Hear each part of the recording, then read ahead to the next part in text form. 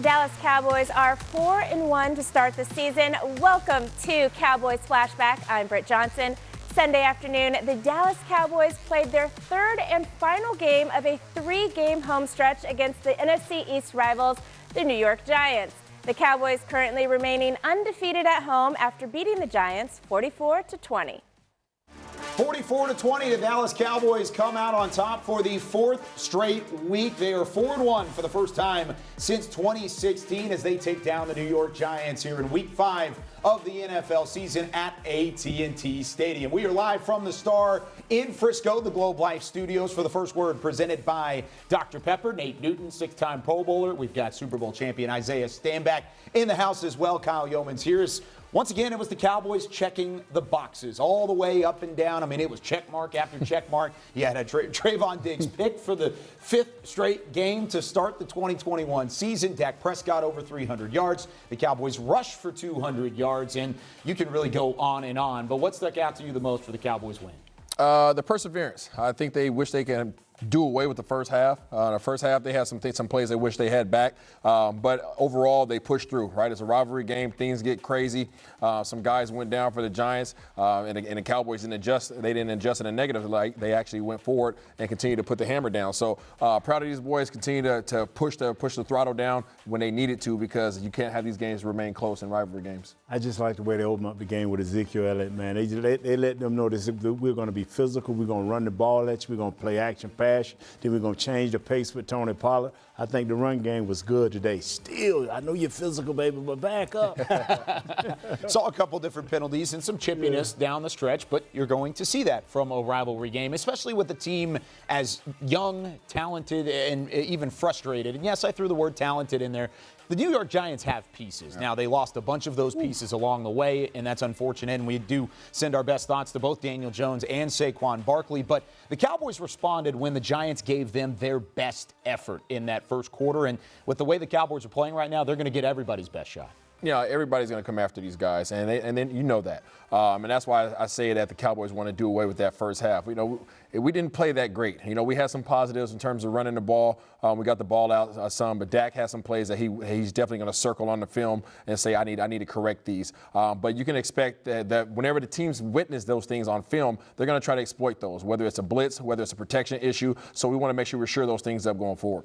We're in the East. I mean, we knew Jason Garrett was going to bring out his best, man. Saquon Barkley, we feel for you. Daniel Jones, we feel for you. And I know y'all got the next man up speech, man, but today it just came up a little short. The Giants may have come up short, but this next player did not. Stay tuned for more on Cowboys Flashback. Dallas Cowboys Flashback, presented by Reliant, is brought to you by AT&T. Choose VA. Veterans get the benefits you've earned. Visit choose.va.gov.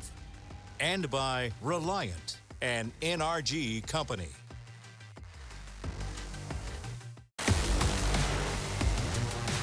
This segment is brought to you by AT&T. Trayvon Diggs answers again. Week in and week out, Diggs punishes these quarterbacks who continue to throw in his direction. Each week I ask myself, when are they going to learn their lesson? In the first half against the Giants, Diggs had 2 close calls on securing another interception, which should have been a warning to the quarterbacks. Fast forward to the third quarter, and well, Diggs made Mike Glennon pay for it when he recorded his 6th pick this season for the 5th straight game. They was in I think they was in 12, and when they get in formations like that, it's more so like play action pass, deeper routes, max protect. So, I had bailed, and, I was reading my keys, seeing he ran a post route, and then just made a play on the ball. Where was the ball when you first saw it? Was it like coming down? Was it halfway up there? Where was it? I just seen him cornerback throw it. And then, from there I could judge where the ball's going to be, where the ball's going to be placed. So, I just made a play on the ball. There are 2 other ones in the first half that you look like you had a beat on to maybe intercept. Yeah, the one, I think it was a double move. He kind of tried to run like an out. Jumped, didn't get my feet in. And then another one, he ran an over route, and I think I dropped that one. But I had it in my hands, and I dropped that one. Have you explained to your son, because he's become kind of a celebrity throughout all this, that what you're doing doesn't happen all the time, that this is kind of a big deal for a player in your position? I don't think he understands that yet. Eventually, when he gets older, if I, do what I'm supposed to do, it'll be written, and, he's going to be able to see it anytime. Trayvon, I know that team goals come first. Richard Sherman tweeted out you the defensive player of the year. Do you have any personal goals going into the season, or are you just taking it one game at a time? Honestly, I'm taking it one game at a time. I got my goals at the end of the day, but, I'm really focused on it one game at a time and just trying to dominate, just dominate everyone come in front of me, So, that's just my main goal, and, I keep doing that step by step, sky's the limit. I don't know where I can go. Even so, what does it mean when someone like Richard says something like that? And Dan was telling us earlier in the week that that's who you remind him of. It's amazing. It's a blessing. He's someone that, I was watching college, when I first converted to DV, I was looking like, when I got switched over to defensive back, I was like, who can I watch that's similar to me, similar to my body type? And he was one of the guys that, I was really watching. And that's when when the Legion of Boom was there. So, I was watching him, he was doing a great job on the field. And that's somebody I still, look up to. He's got a tremendous amount of respect. So that means a lot to me. Well, that one game at a time approach from Trayvon seems to be working. The Cowboys defense now has the longest consecutive streak with more than one takeaway a game with 8 games. Anthony Brown sealed it with the second interception of the night. You saw that throw coming from like a mile away. Just take me through it. Yeah, man. I just was reading the quarterback drop, and they were running that play a few times in the game, and I almost got one earlier, but it was a bad throw, so he put it on the money that time. You're not a stranger to getting picks, but like in that moment when you see it that coming from that far away, just how difficult is it to stay focused on finishing the play? It's not. I was really pissed because I dropped one last week, so I said I got to make up for that this week for sure. And so when the ball in the air, I'm just like, that's my ball. With what Trey's doing right now, what's the conversation like with the rest of y'all trying to play catch up? You got 2 now. It's just like we like meet me in the end zone. That's our motto every week. We gonna touch the ball. We're going to try to create some turnovers, and that's what we stand on in the back end, creating turnovers, giving the ball back to the offense, and, putting points on the board. Like I said, you've gotten takeaways at points in your career, but as a defense, it's been hard to come by at times for y'all. So doing it like this over and over again, what does that do for y'all's confidence? It boosted through the roof, man. Like you said, we've been getting turnovers, but not like at the rate we're getting them now. And it's just like, it's contagious, Everybody want to make a play. Everybody want to be in on the flash plays. And everybody want to have fun. Is that, if there is a key to it, is that it? Like if you had to put your finger on something? I think it's our work ethic. I think it's the way we go about it during the week, during practice. We emphasize the ball all week during practice. Ball, and, flash plays. And I think that's what really put us over the top. Well, the Cowboys defense motto is meet me in the end zone, like Anthony Brown said. Mine is meet me after the break so I can give away Britt's game ball. This segment was brought to you by AT&T.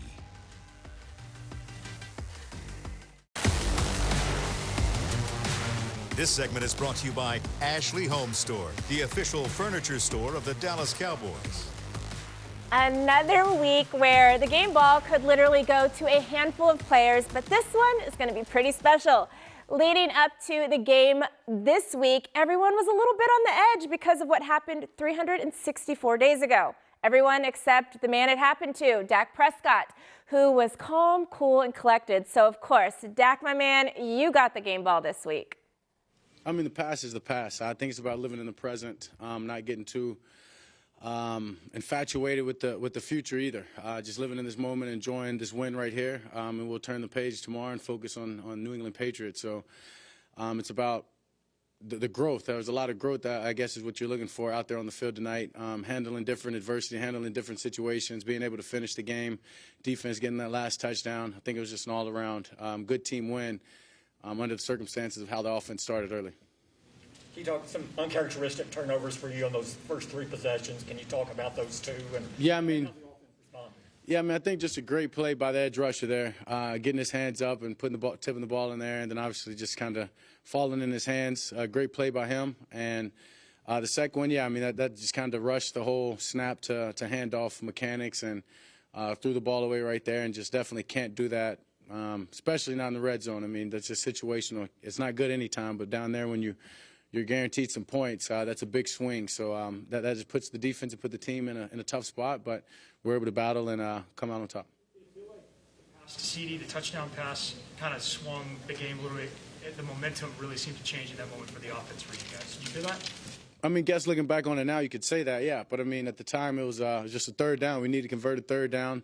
That's a play that we've been working on a lot in practice. I mean, I guess over the past few weeks. And knowing I had CD on a go ball and a chance and saw he wanted the line early and wanted to give him a chance. I missed him last week, and he was able to turn on the Jets and walk underneath that one. And, yeah, it was great. It was a great way to get the scoring rolling. Was that kind of a new wrinkle from Kellen, the fake pitch to Zeke, and then you look away and then you throw it to Zeke down on the goal line? No, I don't know if I can say that. I feel like we may have ran it before, but as I've continued to tell you guys, Kellen's got so much great stuff, and he knows when to call it, and that was just another example of that. What does it say about the ceiling of this football team that you guys can come out with a little bit of a sloppy start and yet still ultimately dominate the way that you do? Yeah, we don't show up to work and plan and think about having a ceiling. And I think that's the important part is that we're working to get better. And we don't think we have any limits on what we can do as an offense, whether it's the run game, pass game, and really as a team. Whether it's the offense is struggling, the defense has to pick it up for us or vice versa. I think time and time again we're getting different reps in different situations to show that just the camaraderie and the brotherhood and the way that we're playing complementary football are going to play off of one another. And it's exciting. It's exciting just to be on the back end of the game and knowing that different situations happened and we're able to overcome them. And, yeah, as I said, finish off with a great team win with the defense capping it off with a touchdown. Dak threw for over 300 yards and 3 touchdowns, and the Cowboys' run game added a couple hundred more yards. This is y'all hit 200 rushing yards again. I mean, y'all are just running over everybody you play right now. I hate to ever say that pro football is easy, but y'all make it look really easy. How does it feel? I mean, it's not easy, but, it's preparation, a lot of preparation that goes into it. Hard work in the offseason, leading up to this time, and, this is what shows off, what we did when people weren't looking. What's the dialogue between you and Zeke just over the course of a regular game? Like, what are those conversations like when y'all are mixing and matching the way that y'all are right now? I mean, we feed off each other, he get a big run, I'm in his ear cheering him on, I get a big run the same way, so, as long as we're going back and forth, keeping the offense rolling, we feed off each other. How mad were you when you lost that big one to the holding call there in the second half? I was a little mad, but it was early in the game, so I knew I would probably get another one or another chance. Seemed kind of sloppy in the first half, just off, not you particularly, but offense as a whole. The conversation about that at halftime, just talking about cleaning it up when you came out of the locker room? Yeah, just weathering the storm, coming out first half, coming out a little sluggish, but, being able to adapt second half, come out and make the right changes that we needed. So this is your third year. I think this is probably the longest winning streak that you've been a part of, if I had to guess. Just how much more fun is this for y'all right now? I mean, it's a lot more fun, especially when you're winning. You're already doing what you love doing on top of winning, so it just makes it that much more fun. Well, we even have some more fun coming with Nick Eatman when we return. This segment was brought to you by Ashley Home Store, the official furniture store of the Dallas Cowboys.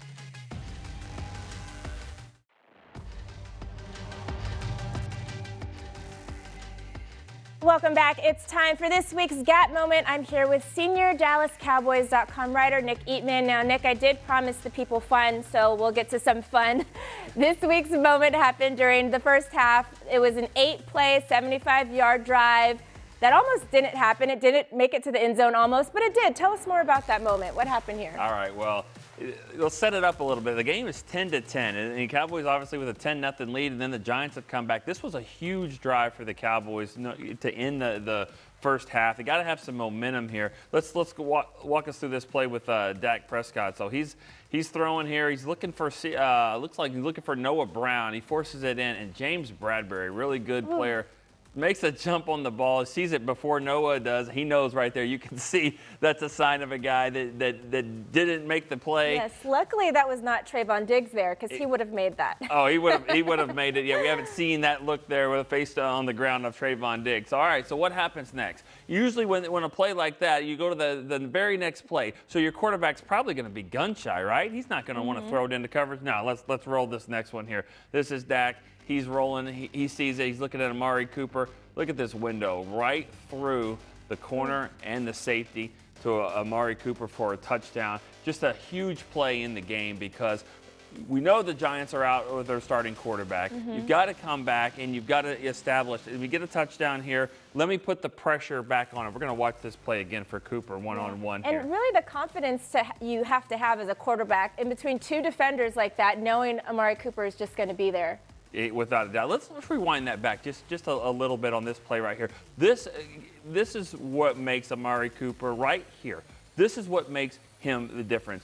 He sells him one way and cuts it back. I mean, you could probably call a holding there. He just turns this guy around completely. That right there is what makes him so good. And then just the concentration of catching it. Doesn't have to be flashy. Doesn't have to look good. Let's watch this angle, or I guess if we have it from Dak, we don't. But Amari, just really a technician when it comes to running his routes. I thought that was huge because it was a play that it looks like it's going to be a turnover. You get a turnover there in a 10-10 game. Right. Everyone's not having the fun we're talking about. Yes. But you open the floodgates with a touchdown like that, put the pressure on. Glennon throws 2 picks in the second half. Yes, and really this kind of led to the momentum of the rest of the game because it was back and forth, that part, go into halftime, come back, and there's just, guns a-blazing for the Dallas Cowboys. Tell us some of your favorite moments from the second half of the game. Well, the Trayvon Diggs. Yes. I mean, that's incredible. I was trying to get you to throw it in here just because I wanted to see it again. I mean, that's what makes him so great.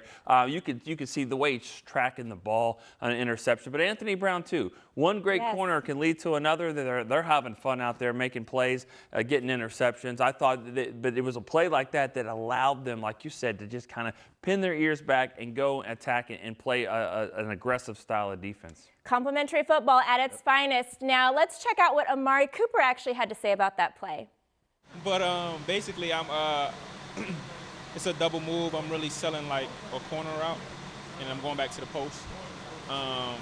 On that particular route, the DB was playing inside leverage, so I knew I would get him off the rip because I knew all I had to do was stem at him and then fake to the corner, and he would bite. So yeah. Well, he really made it sound very simple there. Thank you so much, Nick, for joining us on this week's Gap Moment. I'll be back with reactions from Cowboys Nation after the break.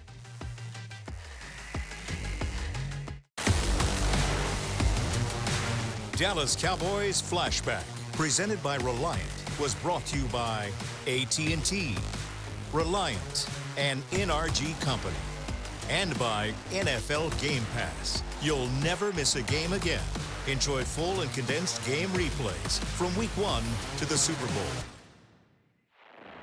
Welcome back to Cowboys Flashback. I mean, these episodes when we are coming off of a win are always great. Victory Monday is always good. Before we move on to Week 6, though, we have to check out some fan reactions and reactions around Dallas Cowboys Nation, and we have some good ones. Let me tell you guys, this first one, a lot of talent in this pic. This was posted by Dallas Cowboys.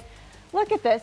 We just need to take a moment and absorb this picture right here because this is Troy Aikman, 3-time Super Bowl champ for the Dallas Cowboys, and Micah Parsons. Now, the last time we saw Micah Parsons with a legend, it was with DeMarcus Ware, and he rubbed some of that juju off on him, and he's been playing great since. So let's hope this does the same thing. Our next one is from our very own Derek Eagleton. He works for the Dallas Cowboys, and he said, I want to be as good at something, anything, like Diggs is at baiting and intercepting quarterbacks. I mean, that's true. Like, we all want to be great at something. This man, Trayvon Diggs, is good at a ton of things, but those interceptions keep coming in, 6 on the season already.